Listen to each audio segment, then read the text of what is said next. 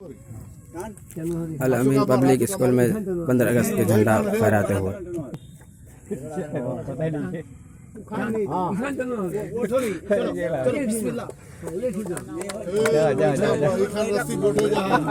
बढ़े अपना चीज ना